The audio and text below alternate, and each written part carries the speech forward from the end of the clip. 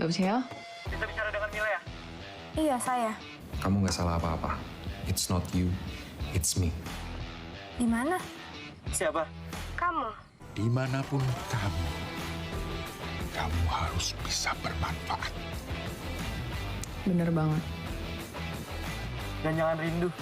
Scooby-Doo this shit. Biar aku saja. Bongre?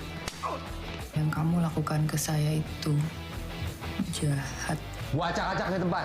No fucking fighting! Kalau nggak mau, 축하드립니다. Selamat datang di podcast Obsesif, obrolan seru seputar film bersama dengan gue, Gur, The God Butcher, dan di sebelah gue ada siapa aja nih? Halo, gue Mjolnir. Sebagai Palu ya. Ada siapa lagi nih? Dan gue Mick. Ya. yang ngomongnya. Oke, jadi kita akan membahas film salah satu dari karakter terkuat di Marvel Cinematic Universe, Yeah. Thor. Betul. Nah, jadi judul filmnya ini adalah Thor Love and Thunder yang rilis pada tanggal 6 Juli tahun 2022. 22 mantap. Kita mau jelasin dulu nih sinopsisnya Sinopsisnya dari dulu ya. sinopsis dari film Thor-nya ini secara singkat lah ya. Jadi awalnya kalau kita lihat di filmnya itu kan ada orang yang kayak merasa dikhianatin lah gitu sama Waduh, dianatin dong. sama dewa bukan sama ceweknya. Itu sampai kayak anaknya itu dia kan berdua sama anaknya tuh ya. Iya. Terus kayak mati tiba-tiba gitu, mati kelaparan kehausan di tengah gurun, terus dapat kutukan yang bikin dia punya kekuatan gitu. Pas lagi dia ketemu dewa kan dia kayak nemu pedang itu tuh, namanya pedang Necrosword ya. Mm-mm. Itu yang kekuatannya itu buat ngebunuhin para dewa gitu. Atau mungkin bisa dibilang juga sebagai ini kali ya, God Butcher gitu, atau jagal dewa. Yang udah gue Itu panggilannya sebutin tadi tuh. Iya. Iya. Nah, konfliknya itu konflik puncaknya itu kan ketika si God Butcher-nya ini mau nyerang apa ya? Dewanya itu. Iya, apa sih namanya planetnya Thor? Apa sih namanya? Lupa. Asgard. Nah, Asgard. Iya, jadi dia Planet Asgard. jadi sebelum dia mau nyerang Asgard tuh udah dewa-dewa udah pada dibunuh-bunuhin duluan ya. Mm-mm. Sampai mau ke Asgard, nah baru Thor-nya kayak ngerasa terancam, terus mantannya itu juga ternyata ngebantuin si Thor. Dia juga Iya. Si Yang Jane lebih- ya. iya, Jadi yang Thor, lebih cocok kayak itu. Thor cewek dia. Yang kan kalau sekarang kan Thor itu pakai kapak ya, bukan palu lagi kan. Karena Mm-mm. di Avenger berapa gitu. Enggak, di Ragnarok Thor. ya, Ragnarok. Iya. Di Ragnarok kan palunya Hancur. Akhirnya dia bikin lagi pakai kapak. Nah, ternyata palunya ini bisa dipakai lagi yang hancur Iya. itu sama Si ceweknya ini. Itu. Jadi kayak wah, jadi Thor ada dua nih. Iya, jadi Mm-mm. seru ya. Nah, jadi di film ini tuh dianggap kontroversi nggak sih sama netizen? Lumayan. Lumayan. Ya menurut gue juga film ini cukup kontroversi karena komedinya terlalu over cuy. Dan juga ada Iya sih. beberapa plot cerita yang terlalu cepat dan ada sedikit bumbu LGBT. Iya. Sekali. Nah. Tapi emang dari semenjak Thor Ragnarok tuh emang si Thor itu udah kayak lawak banget lah ya. Iya. Kayak di film Ada Love and komedinya Thunder, emang di iya. Thor Ragnarok, tapi menurut gue di film ini terlalu over aja sih.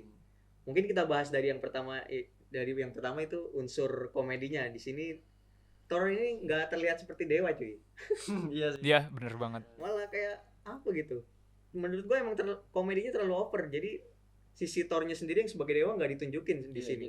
Jadi kayak kalau kata gue juga si Thor itu kan harusnya kan kayak Perkasa gitu. Perkasa kan dewa perang, dewa apa thunder. Iya, jadi kayak masa tiba-tiba jadi lawak kayak aneh aja gitu. Walaupun Dan, sebenarnya iya. filmnya enjoy aja sih. Iya. Dan juga banyak unsur komedi yang diulang-ulang terus gitu, yang tentang Valhalla tuh. Kalau lu meninggal lu masuk Valhalla. Nah, itu diulang-ulang mulu. Iya. Nggak lucu lagi cuy menurut gua. Dan beberapa banyak unsur komedi di sini yang akhirnya dari awal sampai akhir tuh ada terus gitu. Jadi actionnya ketutup sama unsur komedinya. Iya sih. Kalau menurut lu gimana dari unsur komedinya? Kayak kalau menurut gue sih kayak sosok Zeus yang perkasa Nah, itu gitu. juga. Di film tersebut sosok Zeus ini seolah-olah kayak badut yang berjoget lah Iya. gitu.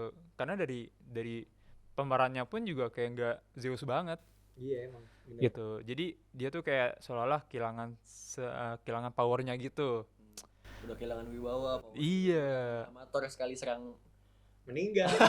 bener banget. Aduh. Nah, meskipun terlalu banyak scene komedinya, film ini menurut gua sangat cocok sih bagi lo yang ngikutin film-film Thor sebelumnya. Thor Ragnarok mungkin lu Iya, cocok. dari Gua yang juga awal Cocok sih, Ragnarok. Gua suka juga sih gua. Mm-mm. Cuman emang ya gua kurang setuju aja Gua kalau enggak sih. kalau Thor yang dibikin lawak. terlalu gua suka over ya filmnya. komedinya. Cuman kalau menurut gua sih jokes-jokes yang diberikan di film ini menurut gua bisa lumayan cukup menghibur lah buat gua pribadi ya pada saat gua nonton film tersebut. Oke, setelah kita bahas dari sisi komedi, mungkin kita bahas dari sisi plot cerita nih. Kalau menurut dari pandangan gue ya yang udah nonton film ini, banyak beberapa scene itu terlalu cepat gitu dari pandangan gue. Nah, di sini Taika Waititi sebagai sutradara terkesan memaksakan film ini cukup 2 jam aja. Walaupun menurut gue ada beberapa scene yang terlalu cepat jadi agak lompat-lompat gitu di beberapa scene. Kalau menurut lu gimana di plot ceritanya? Kalau gua sih dari plot itu kayak gua kurang ngeh ya sama kayak plotnya loncat-loncat gitu. Soalnya gua terlalu fokus ke lawakannya sih. Komedinya. Iya, gua soalnya emang orangnya kan kalau nonton itu sambil makan. Jarang gitu gua nonton film serius gitu. Makanya gua kurang suka datang-datang ke bioskop gitu. Makanya kalau nonton film Thor ini kalau menurut gue emang lebih cocoknya nonton di rumah gitu. Bahkan kayak sama adek lu gitu nontonnya. Iya. Soalnya santai banget ini filmnya. Iya. Jadi untuk plot ceritanya emang cukup santai aja gitu ya. Iya, santai aja sih. Nah, kalau dari gua untuk plot ceritanya kayaknya sih nggak ada masalah. Kalau dari gua pribadi ya, nggak ada masalah. Selama gua menonton film tersebut, menurut gue yang paling aneh itu ya si sosok Zeusnya ini gitu. Karena emang bener-bener kelihatan lemah banget sih. Iya, iya. Heeh. Oke, jadi setelah kita bahas dari sisi komedi, terus ada alur cerita, nah yang terakhir ini kita akan bahas Iya, kita mau unsur bahas LGBT. ini dia yang Dari lu gimana? yang sangat berseberangan dengan nilai-nilai di Indonesia Iya. ya. Wadaw. Tabrakan sih. Apalagi yang LGBT-nya bukan manusia. Siapa tuh? Jelasin dong. Si itu Batu ya. Iya, batu. Hero batu. Jadi waktu kita nonton juga kan ternyata film LGBT-nya ini sempat jadi perbincangan gitu kan. Karena bisa dibilang pernikahan sejenis atau ya semacam gitu kayak. Iya, iya. Scene-scene yang ini kan ngejelasin tentang LGBT yang LGBT, ternyata iya. diperankan oleh sutradaranya Iya, sendiri. sama si Taika Waititi dia malah meranin sosok Si LGBT. ini lah, si Kortnya itu jadi Iya. si itunya kan sutradaranya pengisi Iya. suaranya kan. Nah itu dia Mm-mm. aneh aja kalau tapi gue ngakak sih emang. Pantun gue dari awal nonton kayak kok ada yang aneh gitu kan. Iya, emang. Walaupun di awal-awalnya nggak terlalu jelas kan LGBT, pas lagi tiba-tiba scene Ada scene tuh yang Ah, dia gitu. ngejelasin, tuh Kortnya sendiri yang ngejelasin. Mm-mm. aduh kocak parah banget. Dari lu gimana untuk unsur LGBT ini? Nah, karena si Kronan ini mereka semua laki-laki gitu. Iya. Kalau mereka ingin membuat keturunan, mereka harus melakukannya di gunung berapi. Iya. Yang mana hal tersebut ya bisa dibilang berkaitan dengan pernikahan sejenis Iya, lah LGBT. gitu. Maksudnya di gunung berapa? Ya, Bakar kalau dong, menurut Pak. gua emang si Kork ini pointless aja gitu, dia ngejelasin LGBT di film superhero nggak ada poinnya apa gitu, karena di film di seri MCU sebelumnya nggak ada tuh yang jelasin scene yang jelasin LGBT, nggak ada tuh di Iya sih. film-film Di Marvel jarang. Iya. Iya. Malah di sini Taika Waititi malah bisa-bisanya kepikiran untuk naruh scene LGBT. Gue juga nggak tahu sih maksudnya Padahal dia di apa. filmnya juga si Kortnya itu kurang Berperan. Iya, kurang Dia Mm-mm. cuman ya itu komedinya LGBT. berantem gak kuat-kuat banget. Iya. Ya jadi sahabatnya si Thor aja sih. Iya, sebenarnya cocoknya jadi sahabat Thor-nya aja, nggak usah Mm-mm. malah lu tiba-tiba nyebrangin ke LGBT gitu. Nggak pointless saya sih. Iya, aneh. Oke, mungkin terakhir seperti biasa kita kasih rating nih untuk film ini. Oke, mungkin dari lu sendiri kali. Dari gua? Iya, lu sendiri gimana nih? Karena gue sangat kontra dari film ini, jadi gue kasih rating 6 lah. 6. Kan bisa gue kasih rating 5 nih kalau buat film ini, tapi gua Kenapa kasih tuh? rating 6 karena di sini ada satu yang bikin gue cukup menarik untuk ditonton, visual dan sinematografinya tuh bagus. Iya, kalau Hmm. Marvel emang iya sih. Nggak usah diragukan. Legendnya ya. Kalau masalah gitu. Ada scene yang perpindahan transisi warna tuh yang dari colorful yang dia ke Oh, yang iya. Oh, transitifnya. black and white-nya. Black and white.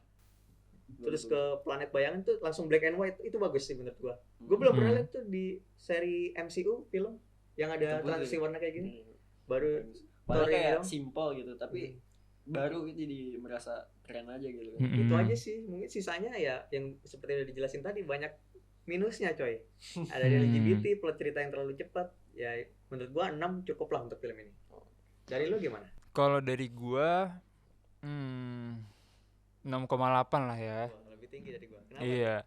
Karena pada saat nonton film-film ini, maksud gua pada saat nonton film Thor Love and Thunder ini, komedi-komedinya itu lumayan lah menghibur buat gua gitu pada saat itu. Dan animasinya itu gue setuju sama Ilham, editingnya itu juga bagus banget. Jelas. Intinya kalau mau nonton Thor itu wajib nonton film Thor yang sebelumnya, karena biar lu tahu cerita-ceritanya tuh kayak apa aja gitu. Emang kalau Marvel kayak nyambung-nyambung gitu sih ya. Heeh. Jadi ya, gue juga kurang ngikutin sebenarnya sama MCU, cuman kalau Thor, gue biasa Thor sama Doctor Strange sih kalau Thor ini kayak lumayan lah. Kalau dari Mjolnir gimana nih? Kalau dari saya sendiri. Palu ngomong. Kalau dari gue sih komedinya tuh kayak apa ya, dapat lah buat gue sih, lucu banget sih kalau kata gue komedinya. Cuman emang iya sih, emang kurang cocok sama si Thor kalau menurut gue. Harusnya mungkin bisa diaplikasiin ke hero yang lain gitu kalau kata gue ya. Benar-benar. Terus kata si Chris Hemsworth juga emang dia aslinya emang lucu sih di kehidupan nyata, emang dia tuh lucu, nggak cuma di film. Jadi kayak mungkin Natural kali ya, natural. ke bawah film atau emang dia nyudah kayak gitu ya. Terus apa lagi ya, kalau kata gua dari berantemnya juga seru lah. Actionnya seru sih. Bagus. Itu Igor The God Butcher tuh menyelamatkan film ini. Actionnya dia bagus. Orang ngelawak yang musuhnya malah serius banget ya. Musuhnya. Terus ya gue juga setuju sama sinematografinya. Wah ini mah udah no debat lah kalau film-film Marvel mah. Iya. The best. Jadi rating berapa? Kalau gue 7 lah. Wah, 7. Oke, mungkin segitu aja nih episode Review film kali ini. Jangan lupa untuk mendengarkan podcast Obsesif, obrolan seru seputar film. Sekian dari gua, kami bertiga pamit dan bye-bye. Mantap. Selamat malam. 여보세요? Bisa bicara dengan Mila ya? Iya, saya. Kamu nggak salah apa-apa. It's not you, it's me. Di mana? Siapa? Kamu. Dimanapun kamu harus bisa bermanfaat. Bener banget. Dan jangan rindu. Scooby-Doo this shit. Biar aku saja. Bohru? Yang kamu lakukan ke saya itu jahat. Gua acak-acak di tempat. No fucking fighting! Kalau nggak mau, 축하드립니다.